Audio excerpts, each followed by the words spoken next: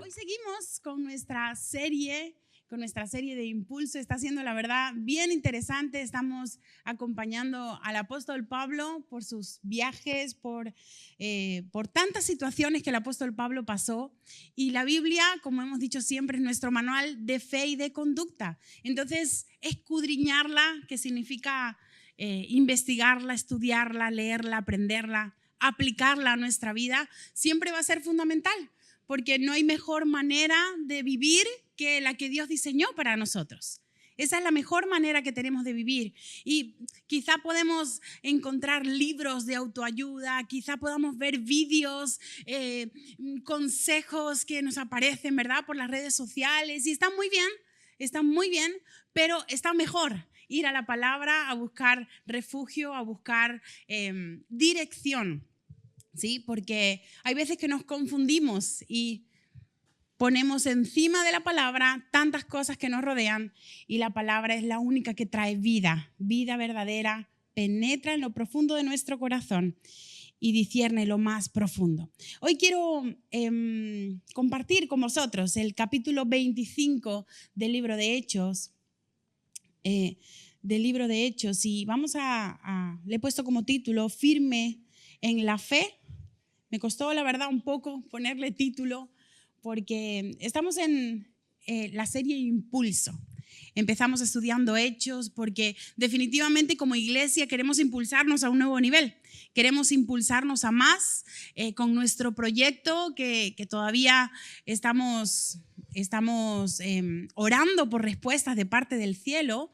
Queremos ser plataforma para nuevas iglesias, queremos ser plataforma para nuevas personas que se acerquen a los pies de Cristo, que conozcan la verdad y nosotros poder, como el apóstol Pablo, llevar una vida misionera, llevar una vida que muestre, que modele lo que Jesús hace en nuestra vida. Pero me costó ponerle el título porque el apóstol Pablo lo está pasando mal en los últimos capítulos. Ya lo está pasando mal, lo han apaleado, lo han apresado, lo han difamado, han dicho de él mentiras. Se ha ido yendo, ¿verdad?, llevando el hilo. Igual todas las prédicas están por YouTube, le animo a que pueda ir en orden. Pero lo que siempre ha caracterizado la vida del apóstol Pablo es su firmeza en la fe. A pesar de las situaciones, a pesar de las adversidades, él siempre ha estado firme en su llamado, firme en lo que sabía que Dios le había encomendado hacer. Y haciendo un poco de resumen de los últimos episodios, vamos a decir así, de la travesía en el libro de los Hechos, estamos en el capítulo 25, donde Pablo está frente a un nuevo dirigente. Vimos a Pablo que llegó a Jerusalén con una ofrenda, seguro se acuerda, y cuando llegó a Jerusalén, como os comentaba antes, fue apaleado, fue rescatado por un grupo de romanos. Él se ofreció para ser juzgado, pero los judíos seguían increpándole, querían acabar con la vida de Pablo, ¿no? Y lo amenazaban diciendo algunas cosas incluso que no eran verdad, pero los judíos sabían que Pablo iba con la verdad del evangelio y estaba diciendo cosas que ellos no toleraban. En Hechos 25 vemos a Pablo frente a Festo. El domingo pasado, hace 2 días, el pastor nos comentaba cómo Pablo estuvo frente a Félix y Drusila. ¿Sí se acuerda de la historia, verdad? Drusila así despampanante, Félix un villano de película, de telenovela. Lo cambian, es sucedido por nuestro nuevo protagonista, porque estaba acusado de malversación de fondos, estaba acusado de hacer cosas malas. Es que se le veía venir, ¿verdad? Con ese pasado, con tanta injusticia que representó, pues le quedaba poco de reinado, y ahora él es sustituido por Festo y vamos a leer juntos el libro de los Hechos, capítulo 25. Vamos a leer del 1 al 12 y dice así: 3 días después de llegar Festo a la provincia, fue de Cesarea a Jerusalén. Los principales sacerdotes y los más influyentes de los judíos se presentaron ante él con acusaciones contra Pablo y le pidieron, como gracia, que le trasladara a Jerusalén. Su intención era preparar una emboscada para matarle en el camino. Pero Festo respondió que Pablo debía seguir custodiado en Cesarea y él mismo partiría para allá en breve. Quienes de vosotros puedan, dijo, vengan conmigo y si ese hombre ha cometido algún delito, presentad una acusación. Festo estuvo entre ellos no más de 8 o 10 días y luego regresó a Cesarea. Al día siguiente se sentó en el tribunal y ordenó traer a Pablo. Cuando llegó, lo rodearon los judíos que habían venido a Jerusalén y presentaron contra él muchas y graves acusaciones que no podían probar. Pablo se defendió diciendo, no he cometido delito alguno, ni contra la ley judía, ni contra el templo, ni contra César. Mas Festo, queriendo congraciarse con los judíos, le preguntó, ¿quieres ir a Jerusalén para que yo juzgue allí tu causa? Pablo respondió, estoy ante el tribunal de César y es aquí donde debo ser juzgado. Como bien sabes, yo no he cometido ningún delito contra los judíos. Si he cometido algo que merezca la pena de muerte, no rehúso morir. Pero si los cargos que estos me hacen carecen de fundamento, nadie podrá entregarme a los judíos. Apelo pues al César. Entonces Festo, habiendo hablado con el consejo, respondió, a César has apelado, a César irás. ¿Qué tal si cerramos los ojos y oramos al Señor? Señor, gracias. Gracias por tu palabra. Gracias, Señor, porque siempre es viva y eficaz. Siempre, Señor, tiene efecto en nuestro corazón. Hoy te pedimos, Señor, que alinees nuestros pensamientos, que quites toda distracción de estos próximos minutos, mi Dios, y que podamos concentrarnos en lo que tú tienes para nosotros. Mi Dios, también te entregamos nuestro corazón.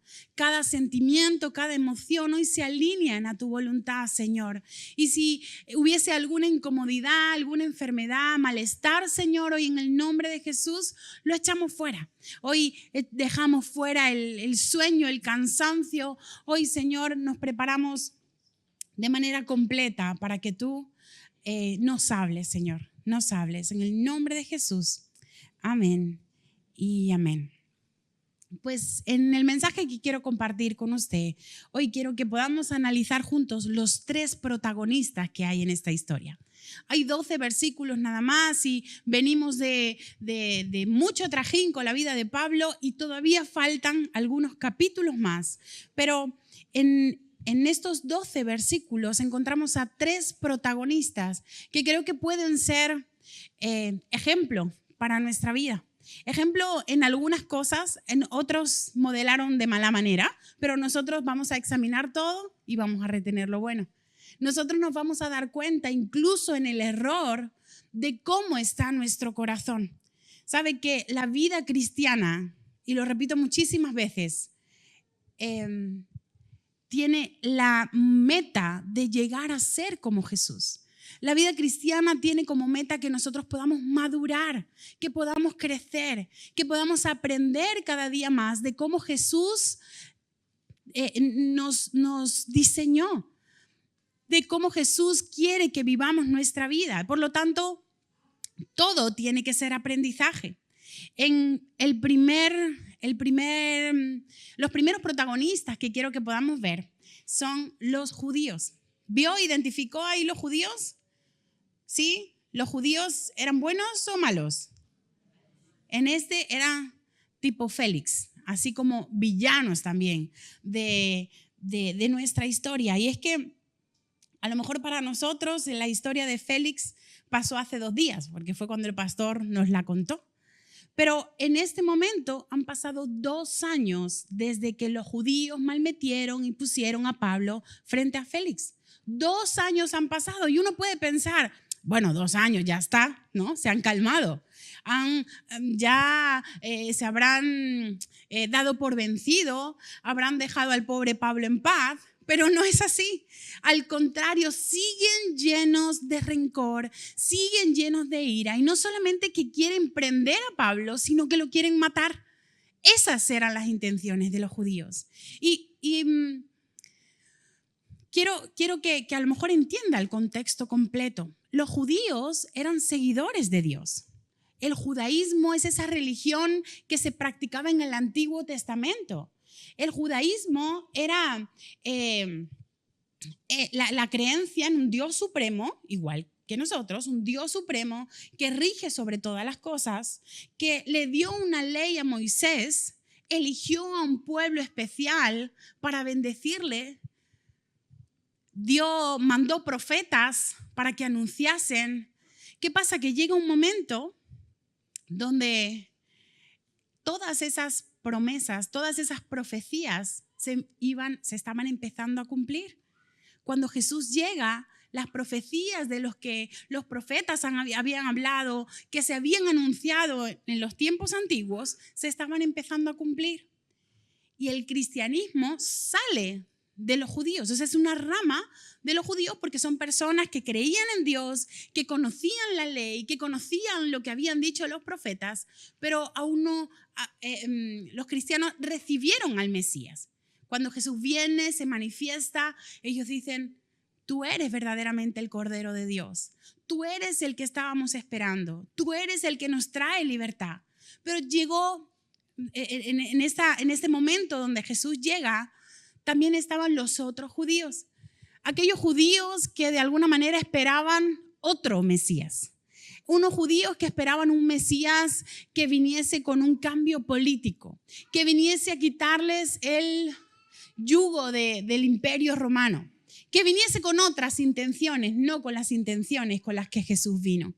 Jesús no vino a quitar al imperio romano, el yugo del imperio romano. Él vino a quitar el yugo del pecado. ¿Qué pasa? Que cuando estamos tan enraizados en nuestro pecado, cualquier cosa que nos quiera quitar lo que nos estorba, nos va a incomodar. Y esto fue lo que le pasó a los judíos. Los judíos conocían la ley, ellos eran fervorosos, eran apasionados de la ley, de los mandamientos, de lo que Dios les había dicho. Pero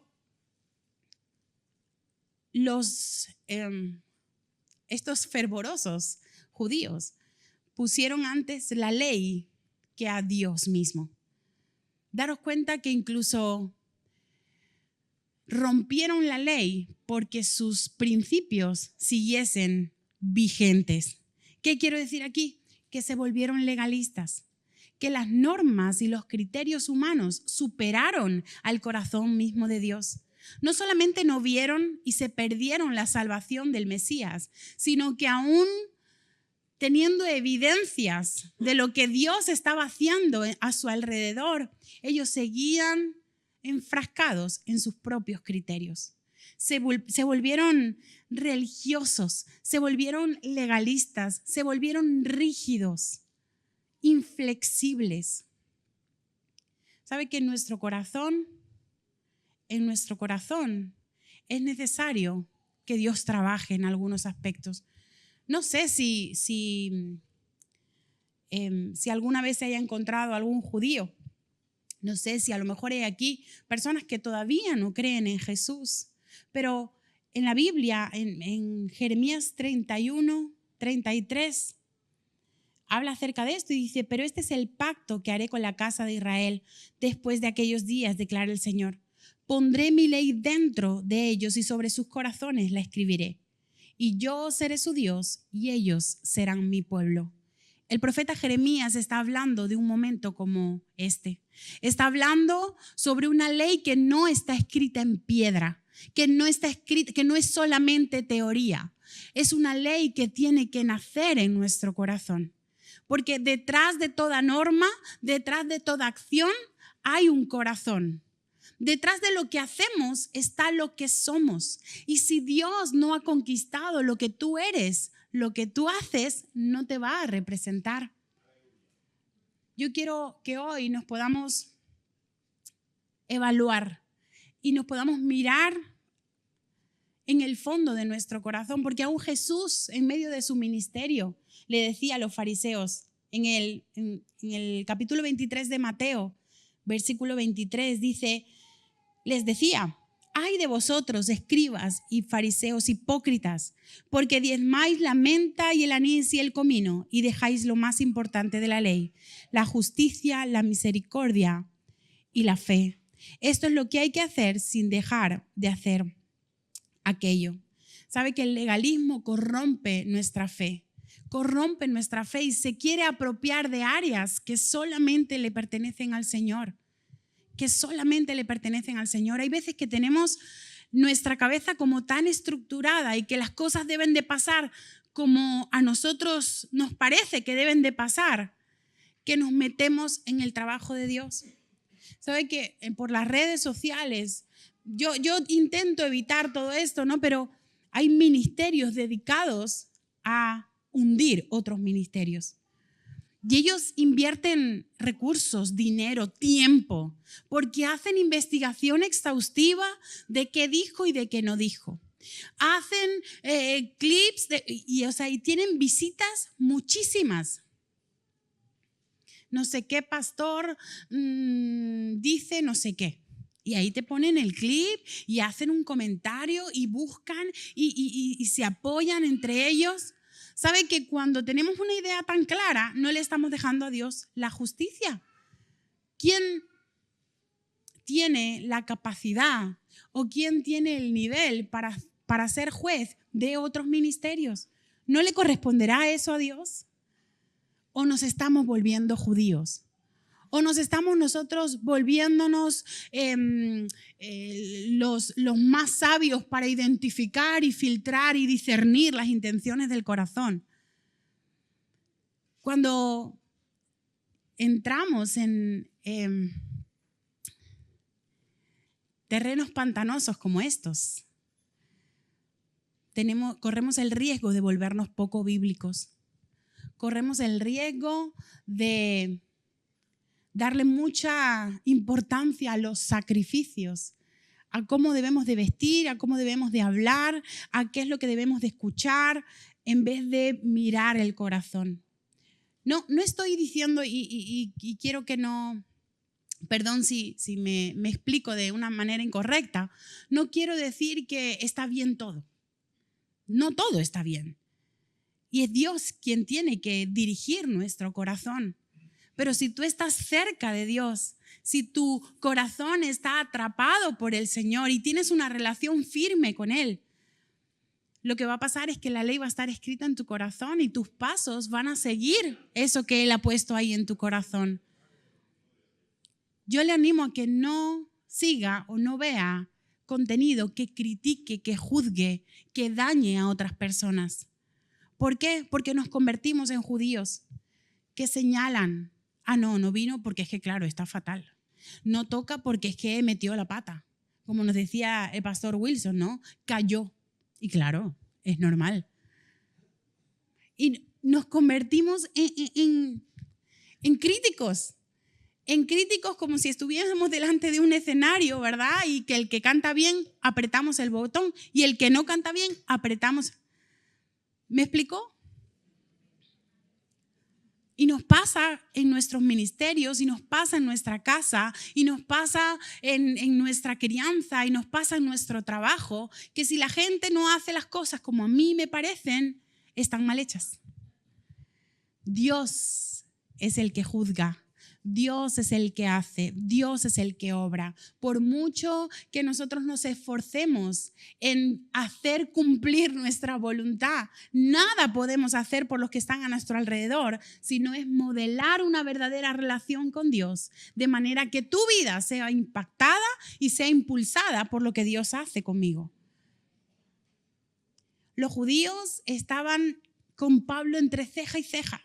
Este nos va a quitar el chiringuito, este viene como una amenaza, este está amenazando nuestra fe. Y a por ahí vamos. Dice el pasaje que estábamos estudiando que fueron a buscar a Festo.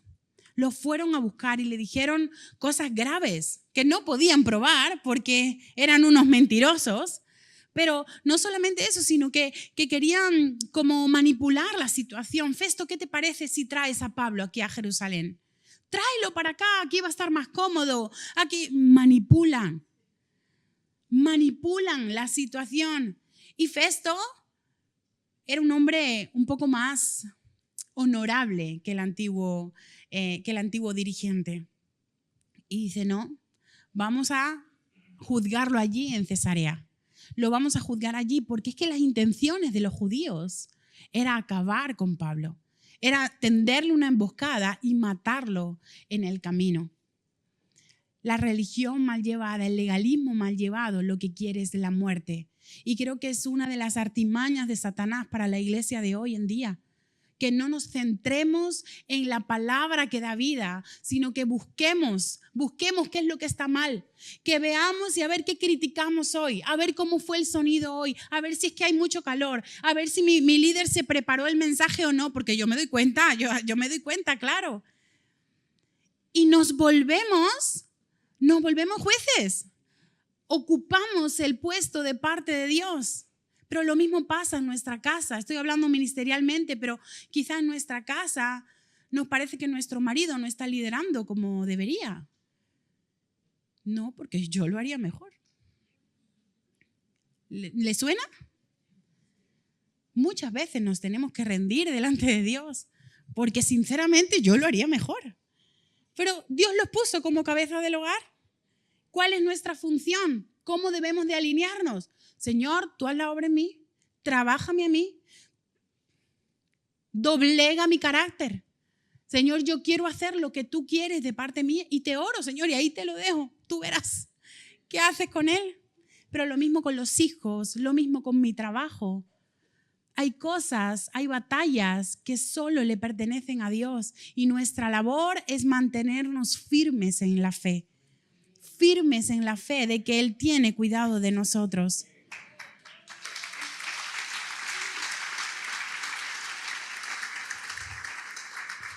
El segundo protagonista que vemos en nuestra historia es el mismo Festo. Porcio Festo se llamaba. Fue el gobernador romano en Judea y fue el que sucedió a Félix, porque como le decía, había sido acusado de mala gestión. Este parecía ser un poco más honorable. Venía de una familia noble, una familia romana y parece que tenía un poquito más de idea en cuanto a política. Hizo varios tratos queriendo darle importancia a la petición del pueblo, quiso tener un poco más de comunicación con Roma, que el imperio, la representación que el imperio romano pudiese tener en Judea fuese de calidad. Era un buen hombre. Y como buen hombre quiso escuchar lo que Pablo debía de decir. Quiso escucharlo y de hecho lo llamó a presentar defensa, ¿sí? En el versículo del 4 al 7 podemos ver cómo él operó. Pero dice el versículo 5, y me ayudáis a ponerlo del capítulo.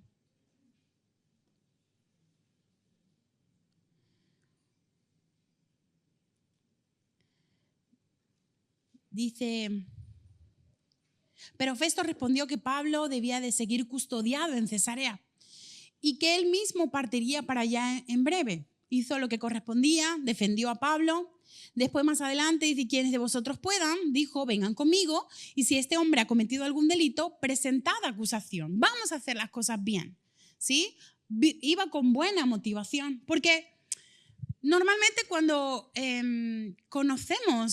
cuando tenemos un cargo, ya sea en este caso un cargo de dirección, o nosotros nos estamos a cargo de nuestra familia, a cargo de nuestro grupo, a cargo de nuestros hijos, por lo general la motivación humana es buena, ¿verdad? No queremos dañar a nadie a no ser que seamos unos psicópatas malvados, que no es la mayoría de las personas, Para eso también Dios está ahí en control.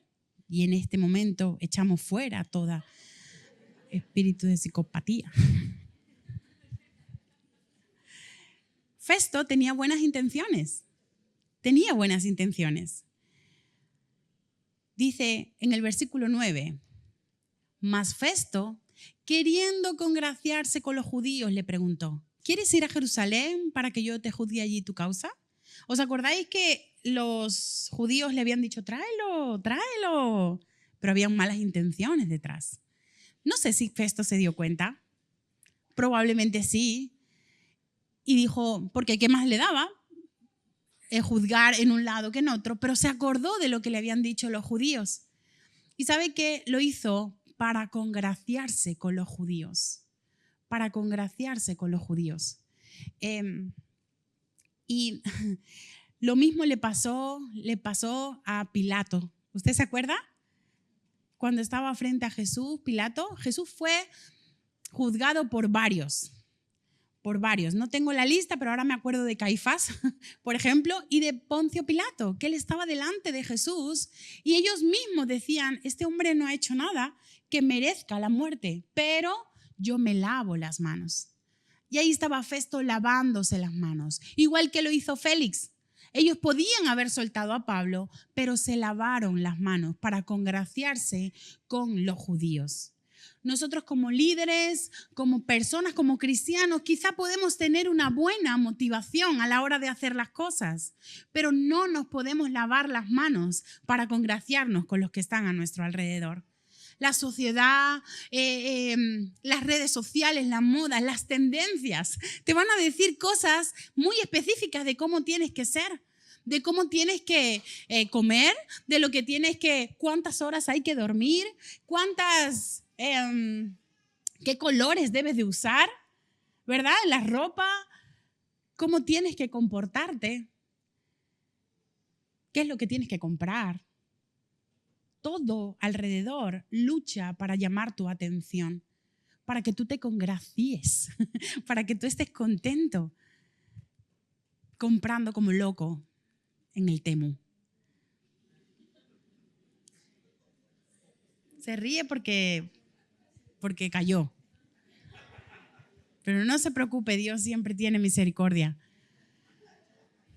Todo lo que te rodea va a querer que tú te congracies con ellos. Las personas van a querer que tú votes a favor de ellos y van a hacer campaña y van a presentar argumentación. A lo mejor es mentira la argumentación, pero hay veces que somos tan boborotes que no las creemos, como el pobre Festo. ¿No quieres, Pablo, ir a que te juzguemos allí en Jerusalén? ¿Sabe que todos los dirigentes o todas las personas que fallamos en no posicionarnos es porque hay una lucha en nuestro interior entre el temor a Dios y el temor a los hombres?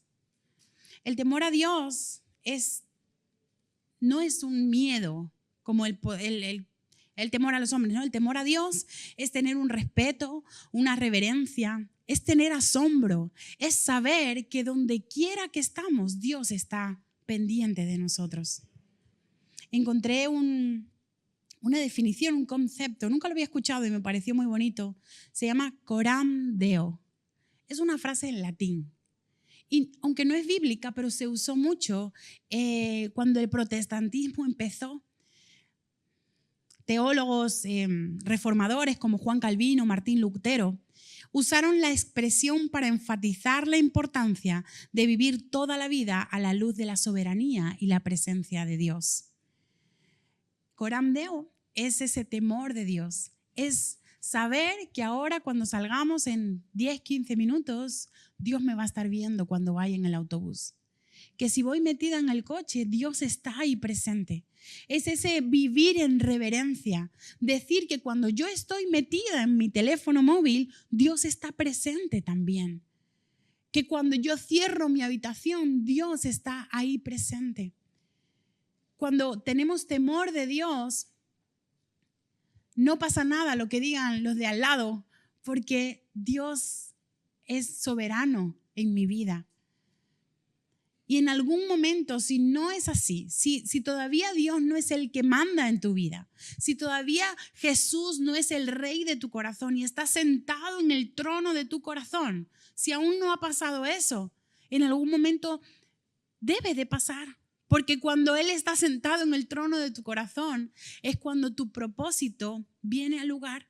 Cuando tú te das cuenta de que fuiste llamado, de que fuiste elegido para ser impulsado a nuevos niveles. Y no te estoy hablando quizá de un éxito empresarial, que quizás sí, pero no me estoy refiriendo a eso. Te estoy hablando de una vida con sentido, una vida que va más allá de nuestra limitación humana, que aun cuando nos muramos, nuestros hijos, nuestros nietos, nuestros amigos van a vivir y percibir lo que tú le enseñaste de parte del cielo.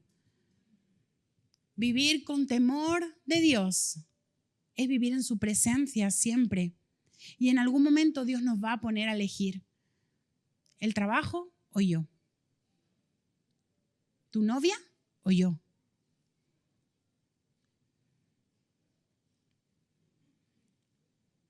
Tus sueños y tus motivaciones o yo.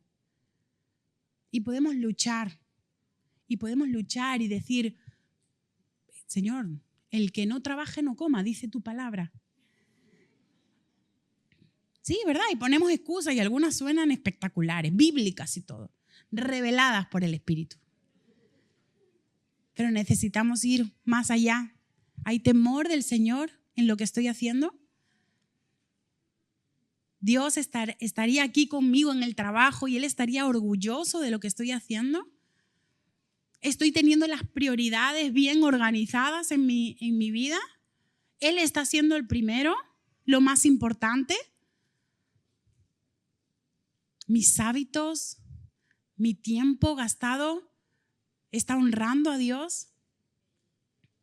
Dios creo que nos está haciendo un llamado de atención.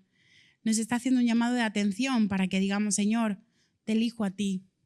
Te elijo a ti, no me voy a lavar las manos, no voy a hacerme loco, no voy a procrastinar como hizo Félix, que tuvo a Pablo 2 años en la cárcel. No voy a dejar para mañana lo que tengo que hacer hoy.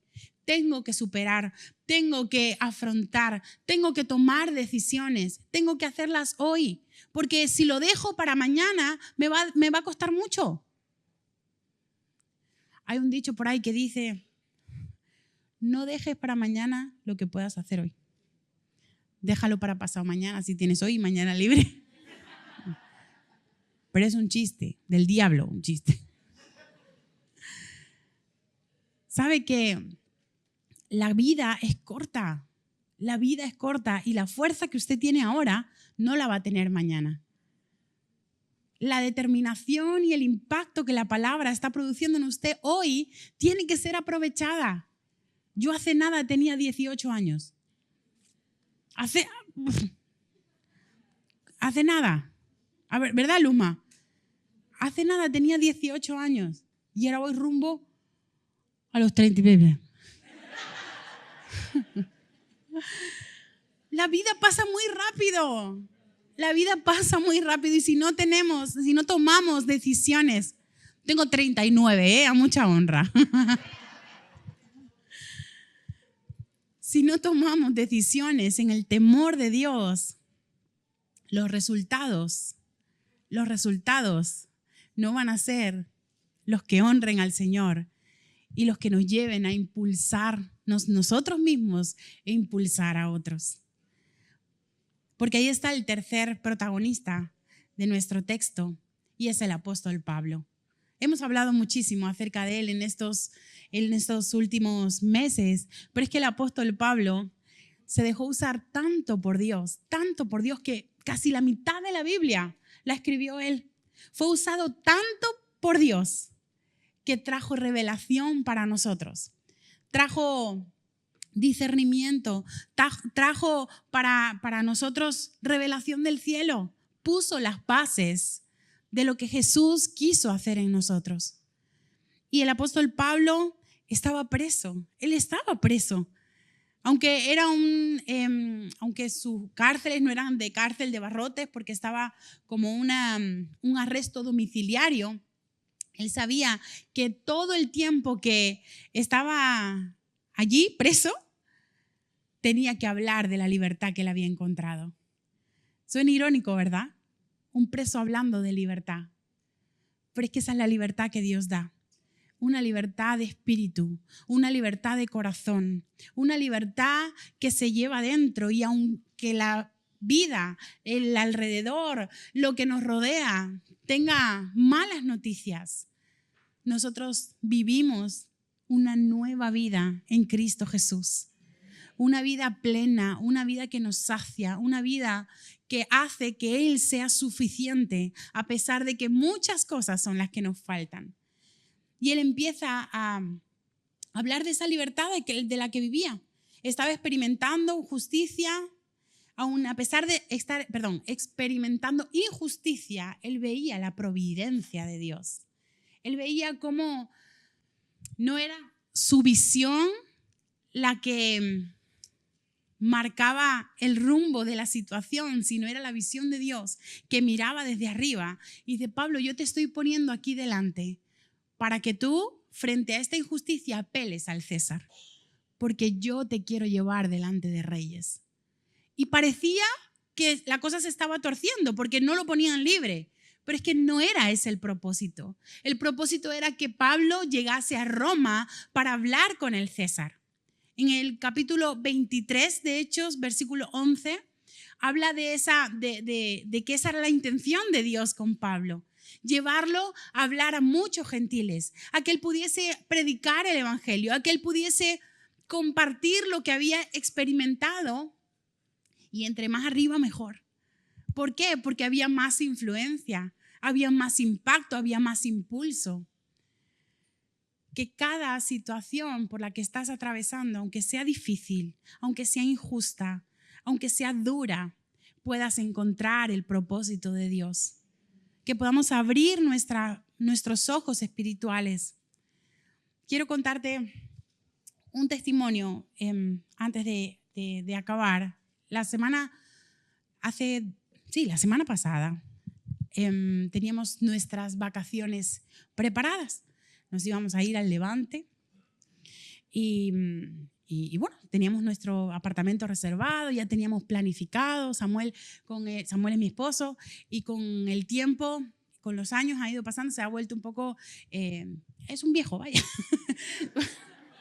en la costumbre, él está lleno de fuerza y vigor, pero se había comprado 2 sombrillas, una tumbona, lleva una nevera para la playa. A eso me refiero, que prima la comodidad de la playa, ¿no? Y entonces lleva una esterilla, que mucho cuidado como le entre arena a la esterilla, hace un búnker alrededor, bueno, cosas de persona entrada en años, ¿no? Y entonces íbamos muy ilusionados porque nos gusta mucho la playa, los niños, tal. Llegamos el lunes por la tarde a Torrevieja. El martes vamos a por la nevera, una nevera alta para que entren botellas de agua alta. Llegamos a por la nevera, se meten a la playa así, media hora, 1 hora de reloj. Sale Marcos, mi hijo pequeño, que es aguerrido, y ya yo le he contado acerca de Marcos, pero él se va a un parquecito que hay allí en la playa, y un parquecito normal. De repente los estamos vigilando así de lejos, la figurita, y no lo vemos. Y vemos que un montón de gente empieza a llegar. ¿Qué es esto? Samuel, corre. Samuel va corriendo y luego voy yo. Resulta que el niño jugando se cae. Y llora mucho. Y digo, bueno, ¿se habrá torcido algo? No, se le empezó a hinchar el brazo así. Era como un monstruo. Se le empezó a hinchar muchísimo, y corriendo a recoger toda la nevera, la sombrilla, todo lo que habíamos puesto. Los libros, los subrayadores, la pala, la cubo, todo lo que habíamos puesto, cantidad industrial, a recoger rápido y a montarnos en el coche. 1 hora de reloj llevábamos en la playa. Llegamos al hospital. Ese niño lloraba, ya atacados todos, ¿no? Resulta que le hacen radiografía. resulta que la radiografía es una fractura del húmero distal, cirugía. Dios mío, Señor. Y esto será porque estoy hablando de Pablo. Y el domingo justo había dicho, disposición al sufrimiento. Toma ya.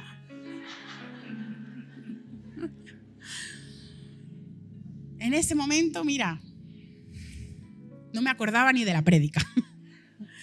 Tenía rabia. Pero según fueron pasando los días, la espera, las horas, Dios nos hablaba fuerte al corazón. Y Él se quería encontrar con nosotros de una manera diferente. Marcos estuvo más tranquilo, le dieron medicina. Estuvimos esperando 3 días para la operación, porque era una operación de urgencia. Al final nos tuvimos que recoger todo y venirnos a Madrid antes de la fecha. Pero con Samuel tuvimos tiempos de oración que hacía meses no teníamos. Tiempos de oración sinceros, quebrantados de verdad, diciendo, Señor, sinceramente estamos aquí para lo que tú necesites. Y si hay propósito en esto, no nos queremos despistar y queremos estar atentos al propósito que hay. Y orábamos, ¿sabe? Orábamos por la mañana, orábamos por la tarde, orábamos por la noche. Y cuando ya estamos en son de oración, ya no solamente orábamos por el niño, sino que orábamos por la gente que estábamos ahí. Y veíamos gente enferma y orábamos. Y queríamos ser esos canales de bendición y cumplir de alguna manera el propósito que Dios tenía detrás de esa situación. Volvimos, le operamos, ahí está escayolado el hombre. Pero mi conclusión es que aún en medio de la adversidad necesitamos ver más allá de nuestra visión natural.